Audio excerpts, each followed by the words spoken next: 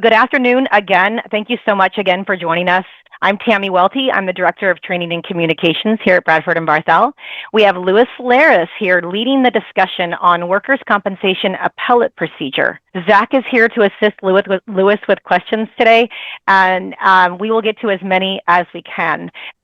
And we have Tamina here. Tamina stopped by to say hi to us. Tamina? I did. Thank you, Tammy. Thank you for allowing me this opportunity. We run so quick nowadays. We're doing so many things that I don't get to see these gentlemen as often as I would like. They are two of my favorite people, so you guys are really in for a treat today. So let me introduce myself. My name is Tamina Ahmed. A lot of you know me as Tia. I've been with the firm for about 27 years. We are hitting our 28th year this year. As some of you know, I am the Chief Marketing Officer, and I am also the Managing Partner for Client Relations with the firm. So if you've got any client issues, if you've got any news or views you want to share with me, compliments, complaints, I'm happy to listen. You can find my information on our website. So please feel free to call me or email me anytime. It's a pleasure being here, and I'll turn it over to Louis, who has about the same level of bad dad jokes as Don Barthel does. So wait for that one. All right. Actually, I'll turn it over to Zach first, and then I'll take it from there. Zach? Sounds good. All right. My name is Zach Groothausen. You can always remember it by saying, I am Groot. Big supporter of the Guardians of the Galaxy. I'm a partner in our Fresno office with Louis, though he has a lot more experience than I do. But yeah, here to help. And one interesting tidbit about me is I am conversational, so I could travel and probably get around speaking Russian in just about any country. So. Well, good afternoon, everybody, and thank you for spending your lunch hour with us today. My name is Louis Larres. I'm a partner with the firm. I've been with the firm for 24 years, and I head up the appellate division for Bradford and Barthel.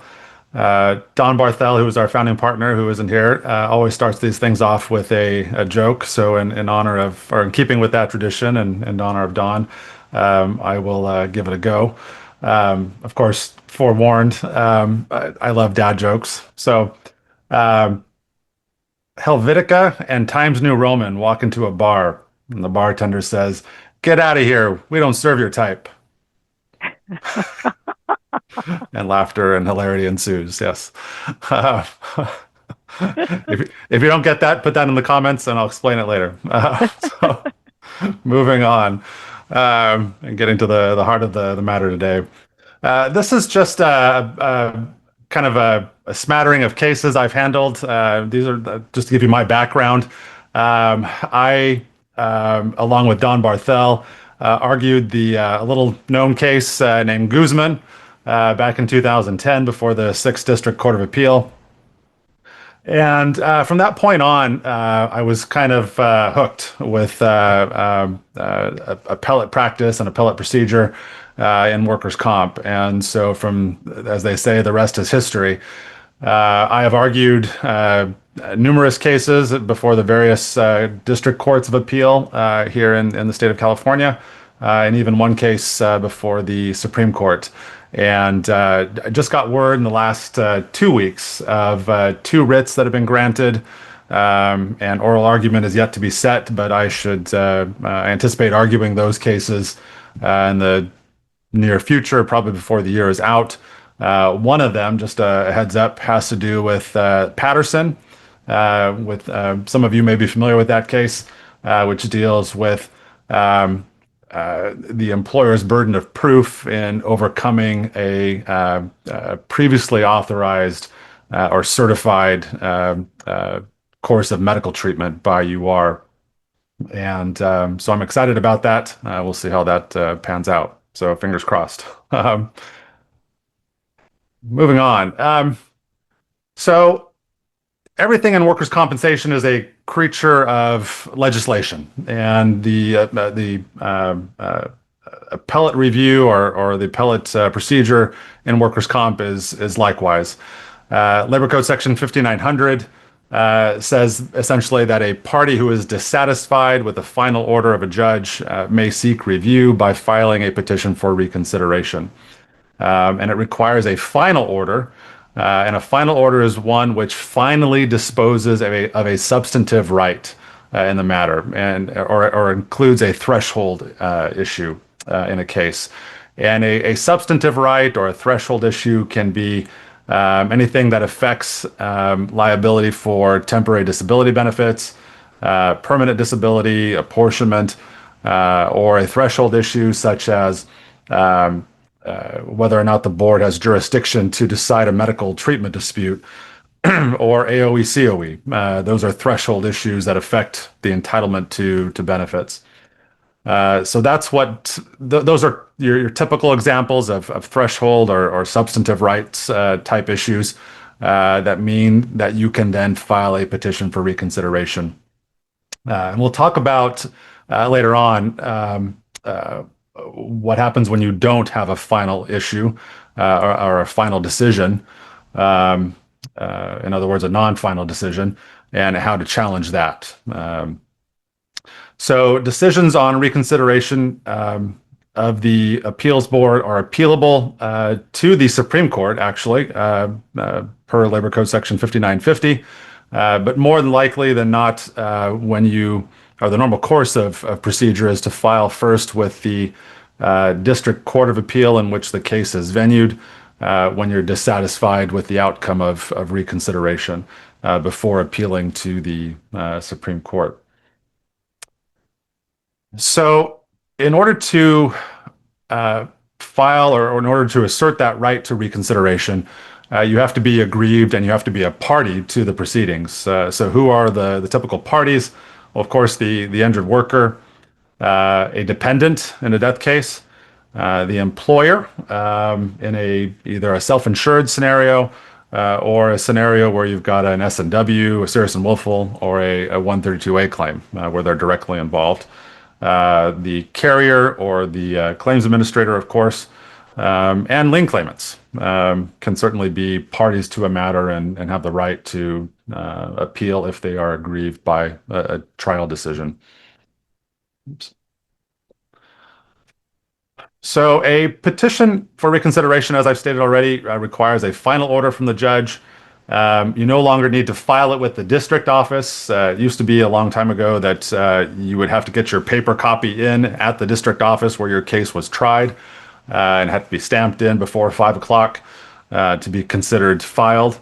Thanks to Eames, we can just file that electronically. But we're still held to the same 5 o'clock standard, unlike the Court of Appeal, where if you file electronically with the Court of Appeal, the time to file is 11:59 and but not so with the WCAB. It's got to be filed before 5 o'clock or the end of business day on that last day, and that last day is 20 days per statute, plus 5 days for mailing. So a total of 25 days from the date of the trial decision to file your petition for reconsideration. And that 5 days applies even if it is served on you electronically. That hasn't changed, thankfully, and I haven't heard of any rumblings to change that. So for now, if it's served on you via mail or electronically, you still get that additional 5 days for a total of 25 days to appeal. And as I kind of hinted at before, it's not sufficient that it be mailed within the statutory period. It has to be filed in the board system by 5 o'clock on that 25th day. Some other formalities of service: it has to be the petition for reconsideration must be served on all adverse parties, and it's better to err on the side of caution if you have a question as to, well, are their interests really adverse to what's at issue in the recon? It's best to serve them, because if you fail to serve them and it turns out that yes, their interests were adverse to yours, then that can be grounds for dismissing the petition for reconsideration. And of course, a proof of service is required to show that you've served in all of the requisite parties. So there are 5 statutory grounds for seeking reconsideration. And those are all enumerated in Section 5903. The first ground is that the board acted in excess of its powers. And those typically are questions of jurisdiction. An easy example is where the board decides to exercise jurisdiction over a treatment dispute, but yet you are arguing that UR was timely and therefore it didn't have jurisdiction. That would be a decision in excess of its powers. Secondly, or the second ground for reconsideration is fraud, that the order or decision was procured by fraud, and that fraud must go directly to or affect the outcome of the case to be a valid grounds for appeal.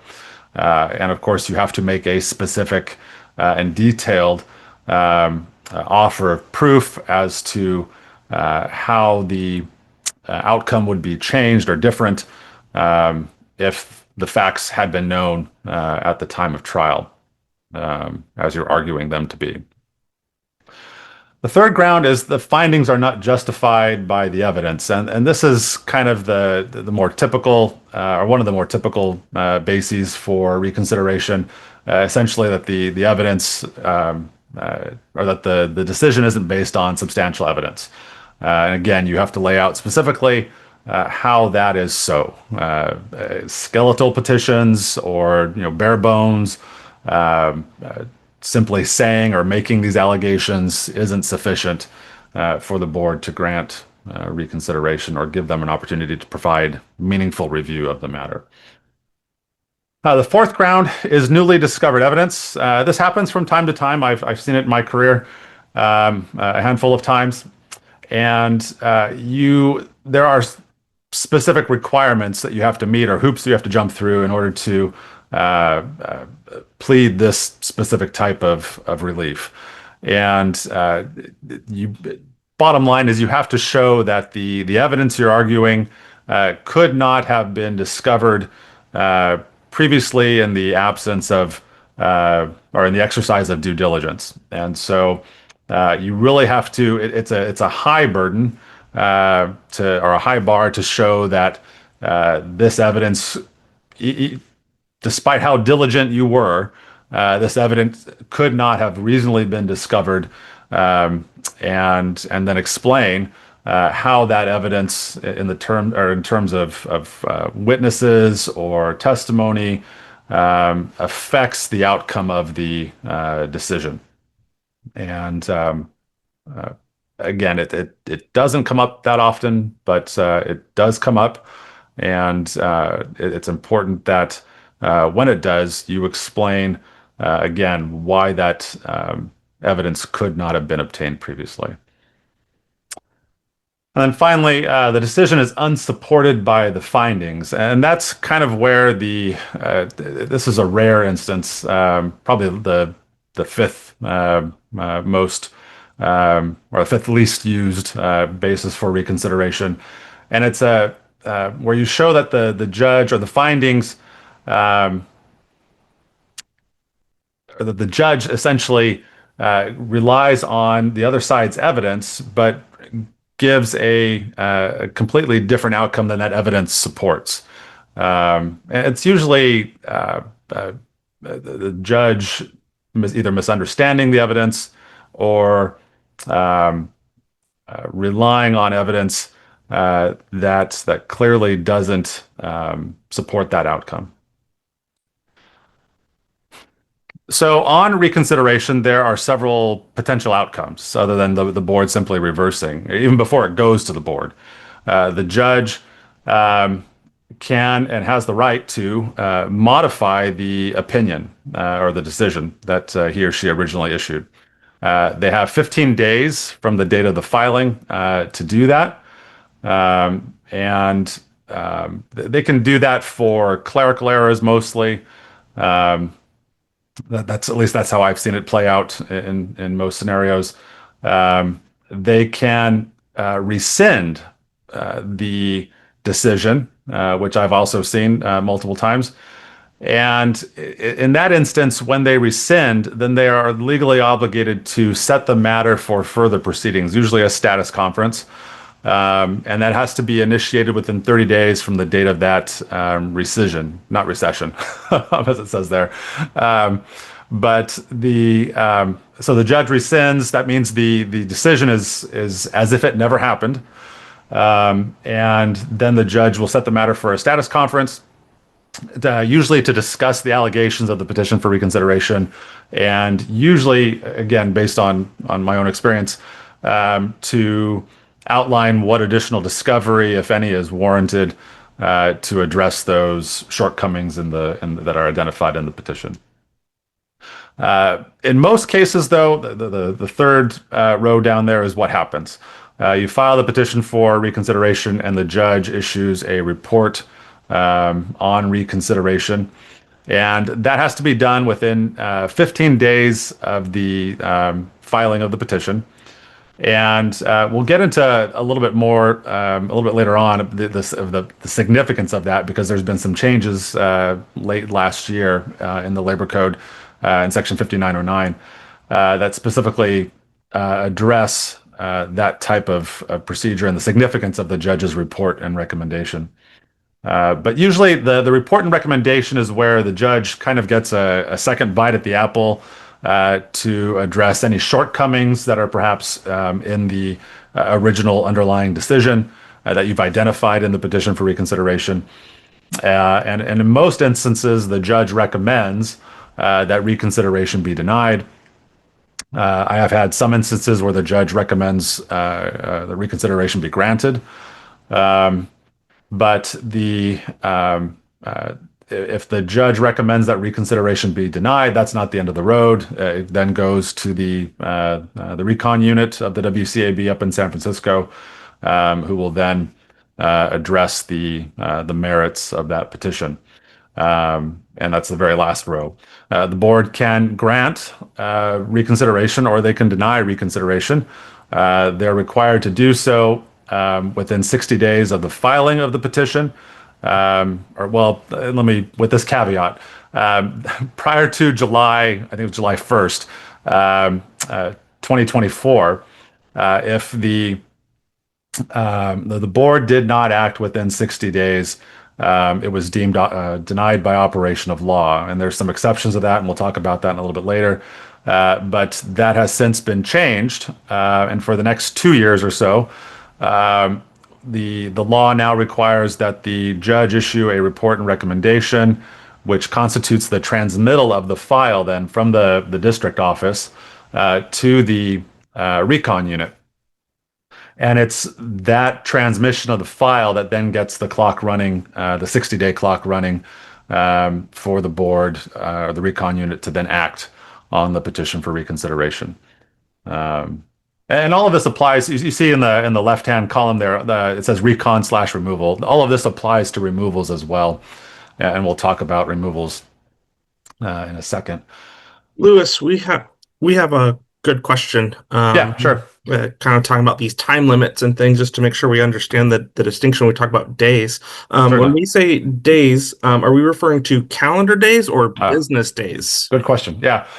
So this is calendar days. And so if let's say your 25th day falls on a Friday or a Saturday or a holiday, or as it turned out in a recent case of mine at the Court of Appeal, our recon was filed back when the board was shut down due to COVID and was closed down for 30 days.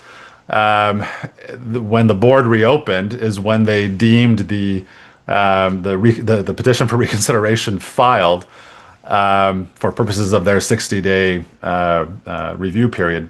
But to answer the question, the 25 days is calendar days.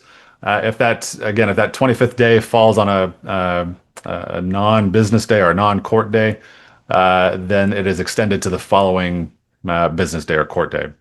So if you're like this upcoming Labor Day, if your 25th day is on Saturday, you actually have until Tuesday to file that petition for reconsideration. Anything else, Zach? Yep. And then one more kind of on that same note, when we get something, so let's say the board gives us something today, August 19th. Does that timing start counting today as the 19th, or will it start tomorrow on the 20th? Yeah, so all counts for purposes of appeal and usually most other types of action like you are, the day you get it doesn't count. So you start from you start counting basically the next day. So that's day. So the 20th would be day one, and so forth. Anything else? Nope, that's it for now. Okay, good questions. Thank you.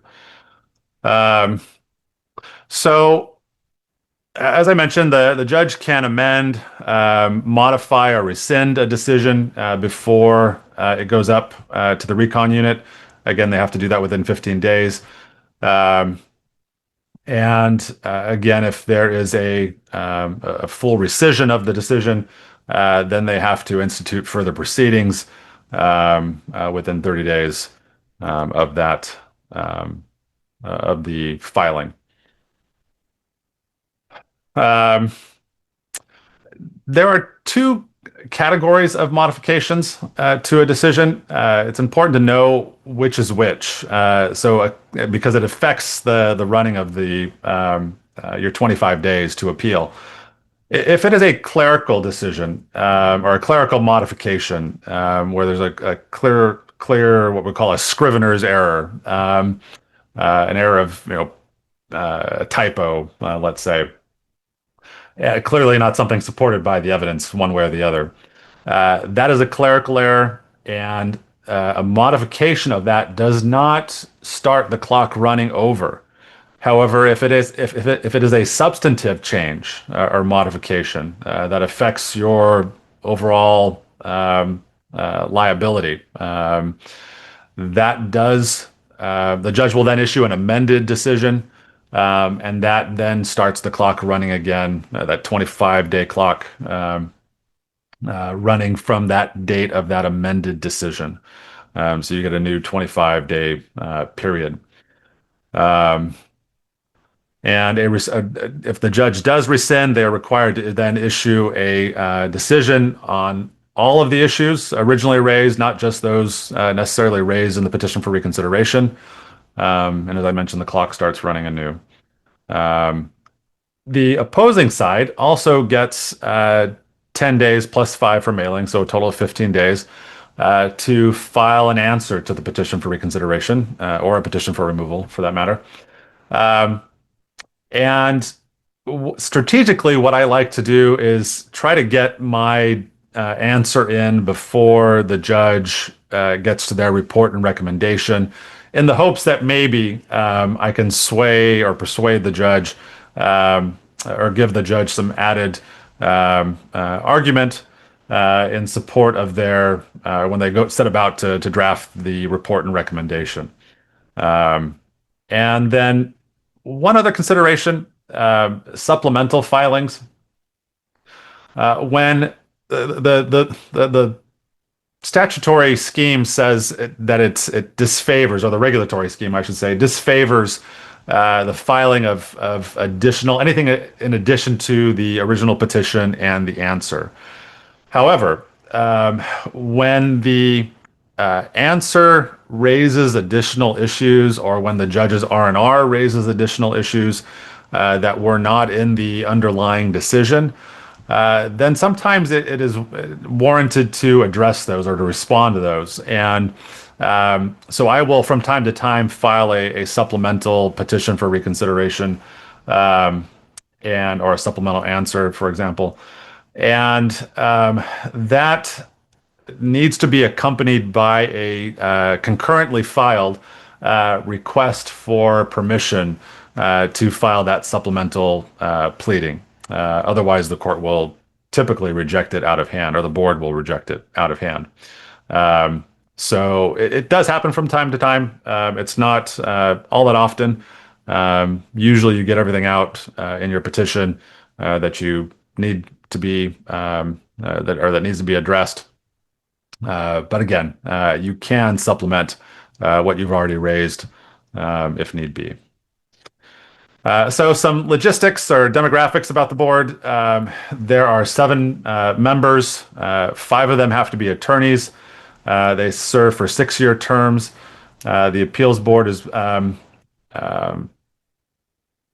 are also, it's not on this slide, but there are also research attorneys that work for the board that, from what I understand, help with the drafting or assist with the drafting of decisions that the board issues. And I'm not sure how many or the total number of those, but there are a few that I know of. All of the commissioners are appointed by the governor to 6-year terms, and they all carry the title commissioner, regardless of whether they're an attorney or a non-attorney. And of course, one person is designated the chairman or the chairperson that presides over the board.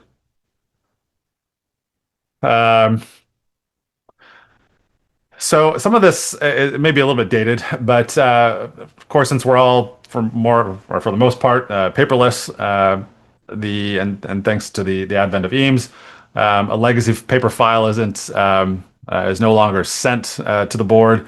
It's all accessed electronically through Eames, and typically, most petitions for reconsideration will be assigned to a 3-member panel of commissioners to review the petition and address or issue a decision. However, from time to time, as was done, I think just last week, I think, the board will hear a case or see a petition that raises either an issue of great importance that affects the entire workers' compensation community, or an issue that they see recurring, or they've got multiple petitions dealing with the same issue that are pending at the same time, which is what happened in Alvarez-Guzman. You had the Alvarez case and you had the Guzman case. Both were pending there at the same time, and the board essentially consolidated them for purposes of and ordered what they call an in-bank decision. And an in-bank decision is where all 7 commissioners will sit and decide the outcome of the case. And those decisions, as opposed to your typical panel decisions of 3 commissioners, in-bank decisions are binding precedent on every litigant, every claimant throughout the state. And again, as opposed to panel decisions, which are merely persuasive authority, meaning that a judge, even if your facts are dead on with that other prior decision, the judge doesn't necessarily need to follow or isn't obligated to follow that authority, although it is persuasive, and more likely than not, they will follow it unless you've got a really good argument as to why that case was either wrongly decided or why the facts in your case warrant a different outcome.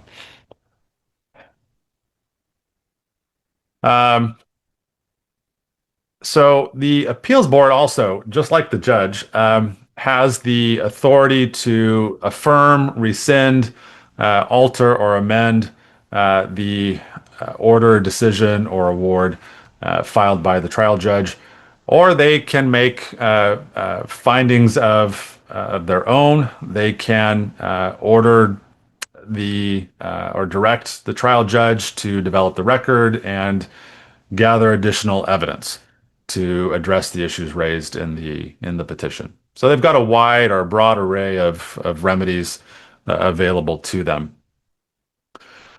Now, they can do that without further proceedings, meaning they don't have to grant a hearing. They can do that without notice, and they can conversely also order further proceedings. There are, some of you may have heard of commissioners' conferences.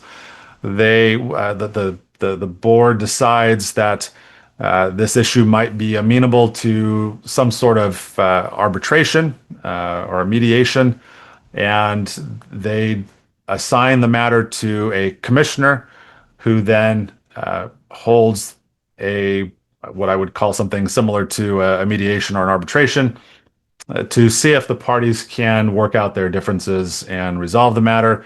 If it doesn't resolve as a result, it still then is up for review and an ultimate decision by the recon unit.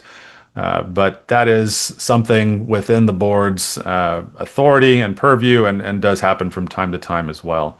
And usually, in my experience, if the parties are reasonable, which isn't always the case, but it does usually result in an informal resolution of the dispute. The board also has power to grant reconsideration on its own motion. And I've seen this happen maybe just a handful of times in my career. And this is also one way too, heaven forbid, you below the 25-day deadline to file your petition, you can request that the board exercise its jurisdiction under 5900B to grant reconsideration on its own motion. And they have 60 days from the date of the filing or the filing of the trial decision to do so. So that's something to keep in your back pocket if, unfortunately, you miss the 25-day deadline, to bring that to the board's attention and see if they'll take mercy and address the issues that you did have. So time limits for the board, we talked about this. This is pre-July 2nd, 2024. And we'll talk about the law after July 2nd, 2024. That's in effect now up until, I think, July 2nd, 2026. But the board had to act upon a petition for reconsideration within 60 days of the date of the filing of the petition, or it was deemed denied by operation of law. And the reason that's important is there were some situations where the board failed to act within 60 days of the filing. And in a 1992 Court of Appeal case named Shipley versus WCAB, the court came up with a concept of equitable tolling, and we'll talk about that a little bit later too, where if the board fails to address a petition for reconsideration within 60 days due to no fault of the parties, of either party, then the 60 days doesn't begin to run until the board becomes aware of the existence of that petition for reconsideration. And that had been the law of the land for over 30 years. And and again, it happens occasionally. It didn't happen, thankfully, all that often. But a lot of times, at least when I saw it happen, it was the district office staff who failed to transmit the recon and the judge's R&R up to the recon unit. And when that happened, or if that happened, that could cause a significant delay in the board getting to it. And so the board would then cite Shipley and say, well, we're going to deem this filed as of the date that we were made aware of this at the recon unit, and we'll take 60 days to then issue a decision. And again, like I said, that was the law of the land for about 30 years until 2023, when all of that kind of was upended in a case, Zurich American Insurance Company versus the WCAB. And I think this was a second district court of appeal decision where the court invalidated Shipley, or at least, as we'll talk about later, appeared to do so by in some people's minds.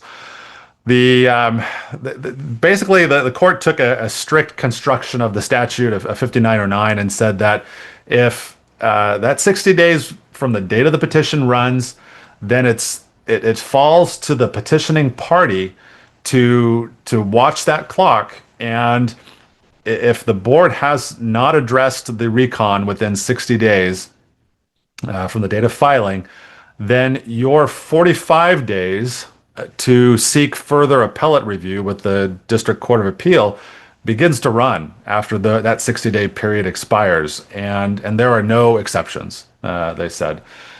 So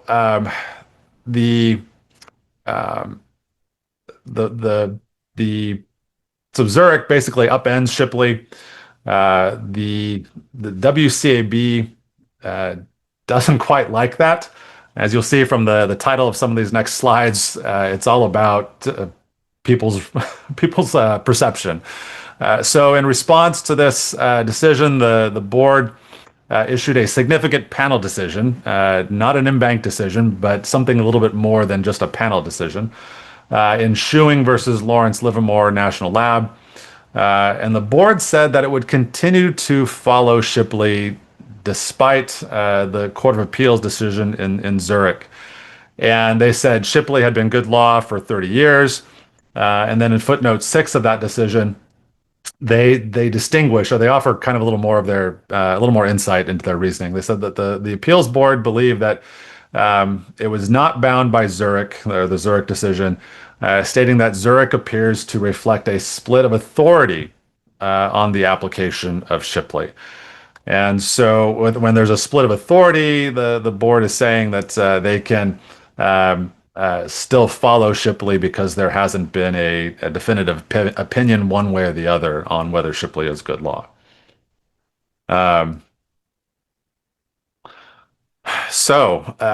Another case shortly thereafter in late 2024, Mayer versus WCAB, First District Court of Appeal out of San Francisco, agrees with Zurich. They're addressing the same issue of this 5909 and what 60 days means and when it runs and when it expires and what happens. And they found that Zurich limited Shipley to its facts. When what that means exactly is that in Shipley, the applicant, who was I believe the petitioning party, was somehow misled by remarks made by the staff at the board, and believed that the petition had been filed, when in fact, I guess it hadn't.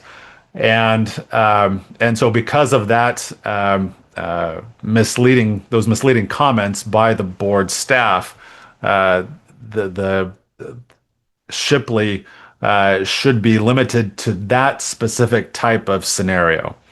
And that was basically the outcome in Mayer, in agreeing with Zurich. And by the time Mayer addresses this issue, we have the passage of the amended Section 5909, which, as I kind of explained before, modifies the starting date for that 60 days. And that, again, that 60 days under the amended 5909 doesn't begin to run until after the trial judge, transmits the case to the recon unit and gives notice of that transmittal. And they reason this too. This is, I think, an important point to make, that if the board's practice under Shipley was permissible, then there would have been no reason to amend 5909. And so that's of course not the end of the story. The board says, Mayer, what Mayer? They continue in decisions after Mayer and Zurich. In this case, Reyes versus Palm Desert Doors and Hardware.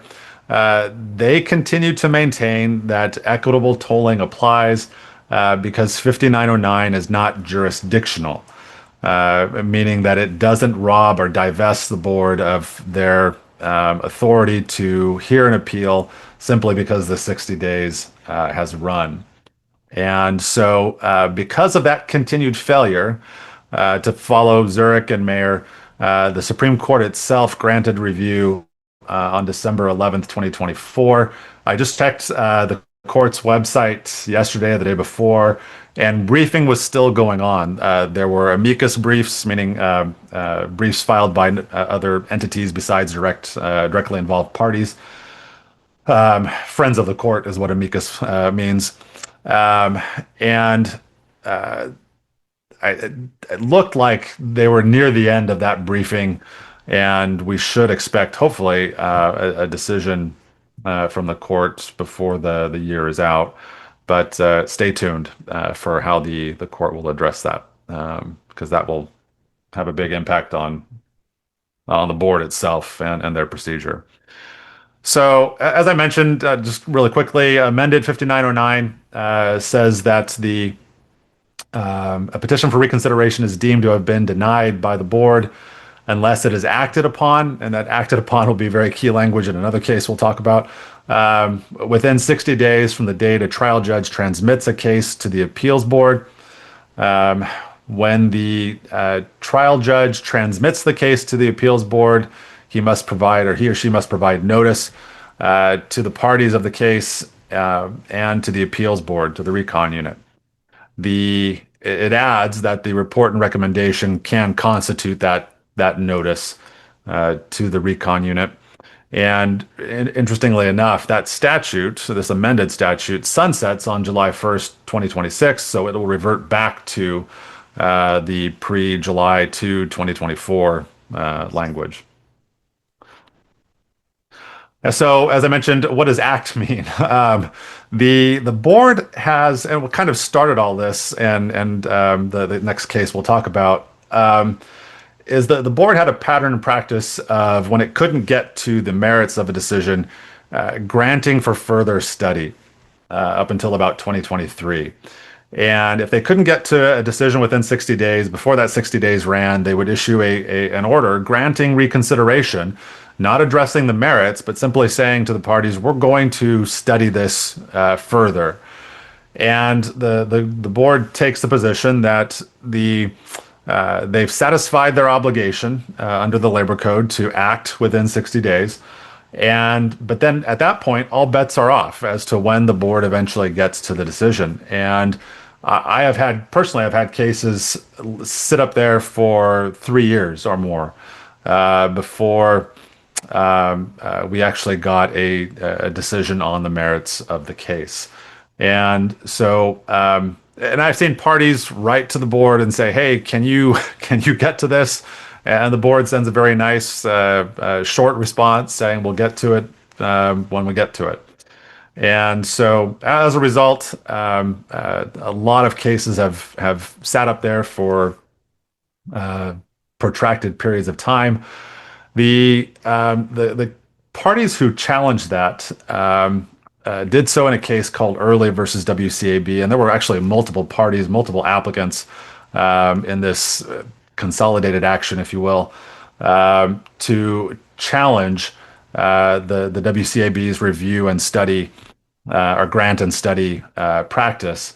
And as you can see from the first bullet point, the case is named Early, and of course that just goes to show that the law is not without a sense of humor, because this unfortunately didn't really speed the process up in terms of the board's review. The court, the second DCA, basically said that while the grant and study was improper, it was improper because it didn't fully live up to the requirements of Section 5908.5, which says that the board has to state the evidence relied upon and specify in detail its reason for granting reconsideration. So the court said, as long as the board does that, and basically gives a detailed reasoning behind why they are granting reconsideration, it can do so and still not address the merits of the decision. It satisfied its obligation, and then it can still take as long as it takes to then address the merits of the appeal. Kind of moving on here, we're a little short on time. So some other considerations, in addition to reconsideration, or just the standard petition for reconsideration, is something that we call, for lack of a better term, reconsideration of the reconsideration. That situation arises where, let's say you win at trial, or the defense wins at trial, applicant then appeals, and applicant wins on reconsideration. Well, now you, the defendant, are newly aggrieved. And so as a newly aggrieved party, you have the right to appeal that by means of a new petition for reconsideration. There are obvious downsides to doing that because it goes back to the same three commissioners who originally decided the first petition for reconsideration. So unless you've got either new evidence or a really persuasive argument that you didn't lay out in your answer, it doesn't really benefit you to pursue that route. Your other avenue of appellate review is then to seek judicial review with the Court of Appeal, and we'll talk about that in just a second. Petitions for removal, I addressed or I've touched on briefly, but petitions for removal you file when you have a non-final decision. So that is a decision that doesn't address a substantive right, doesn't address a threshold issue. They're usually your procedural issues. So your setting or non-setting for trial, panel QME dispute, a specialty dispute, anything related to discovery pretty much is a non-final decision, or what we call an interlocutory decision. And those then are subject to removal. And the burden on the party seeking removal is to show either substantial prejudice or irreparable harm. So that bar is a little bit higher than reconsideration. Another ground possibly is bias by the judge. And the important thing to know, unlike reconsideration, a removal does not terminate or stay the proceedings. So the judge is still entitled to proceed despite your petition for removal. The regulations do obligate the judge to confer with the presiding judge before doing so, but they can simply proceed in the face of that petition for removal. Some other considerations, not directly appellate related, but something to be aware of. I've touched on supplemental petitions already, but petitions for automatic reassignment, that arises in situations where you believe that the judge is either biased and you want to seek a reassignment of that judge in favor of another judge. Again, it's rare, but it does happen from time to time. So finally, judicial review. We'll try to burn through this really quickly. Some key points. The time to appeal is 45 days, and that's a 45 days. There's no additional time for mailing. So from the time the court either or the board either denies your petition for reconsideration or grants it and you're now aggrieved, or by the time that 60 days expires and the board hasn't acted, that 45-day clock is running. And there is, again, no extension for service, no extension for mailing. That's a hard and fast 45 days. The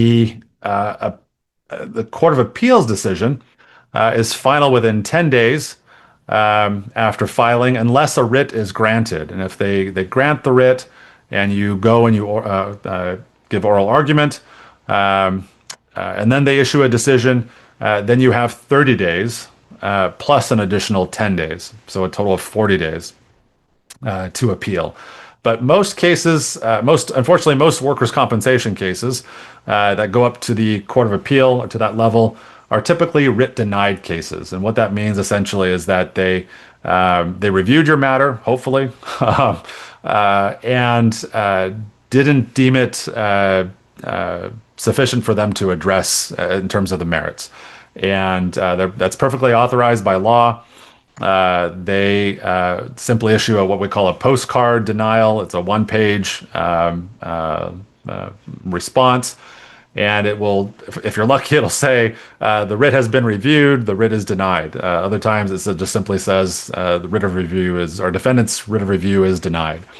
And the grounds for appellate review are pretty much identical to, are very similar to the grounds for review on reconsideration. The board acted in excess of its powers, or the decision was procured by fraud, or is unreasonable, or not supported by substantial evidence.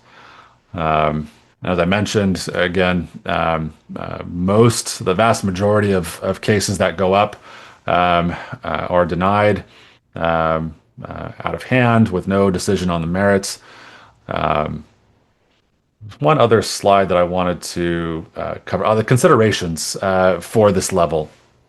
More often than not, when I consult with a client on whether to take a case up to this level, the question is, well, what is my potential for making bad case law? Because the employer or the carrier doesn't want their name associated with adverse case law, which makes total sense. So we review that. Most often than not, cases that go up to this level that are addressed do carry precedential value. I know I just probably contradicted myself looking at the Mayer and the Zurich cases, but that is a valid consideration in terms of whether or not you want to appeal. As they say, bad facts make bad law. So if you've got a bad set of facts, it's probably best not to try and take that up further to get those bad facts and that bad law cemented for citable authority. And other considerations, questions of law versus substantial evidence issues. A question of law is something that increases your chances of the Court of Appeal hearing the case versus issues of just simple substantial evidence. And I've got a number of those. This is just one example of a question of law. And finally, I'll probably end here a little bit short, but if the court grants the writ, they can either order the decision published, unpublished, or partially published. And the reason that's important is that published decisions are citable authority. Partially published opinions are citable for the part that is published. You cannot cite anything that is unpublished. So if the entire decision or part of the decision is unpublished, that is not citable authority, and that is a good way to get yourself sanctioned if you do cite it. Just a funny anecdote, I argued a case in front of the Second District Court of Appeal, and the applicant's attorney was arguing unpublished decisions in front of the court, which the court did not take to very kindly. And finally, if you lose at the Court of Appeal, there is the Supreme Court, which is the supreme law of the state of California. And again, there's the timelines depending on the outcome of your appeal before the district court. A maximum of 40 days, but in most cases, if it's just a writ denied, you've got 10 short days to file your petition for review. And it better be an important issue for the Supreme Court to hear it. One that affects either addresses a conflict like you see in the Mayer and Zurich cases, a conflict of law, or one that affects a large swath of the legal community or the state of California. Any other questions, Zach, before we wrap up? Or it's probably time to wrap up, I think, right, Tammy? Just about, yeah. Okay. So thank you, everybody. It's been a pleasure to be with you today. Hopefully this was helpful and informative. Thank you so much, Louis. And thank you all for all of your comments and questions. I loved hearing about all of your dogs. There were a bunch of you that responded, and your cats and all your animals. And also welcome first-timers. There were a lot of first-timers on today, so that was great to see. But thank you again for spending an hour with us. As I mentioned, certificates will go out this afternoon. You can register for our September 16th webinar with Peter Fitzpatrick on subrogation. And we appreciate you joining us. Have a great afternoon, everybody. Take care. Bye, everybody.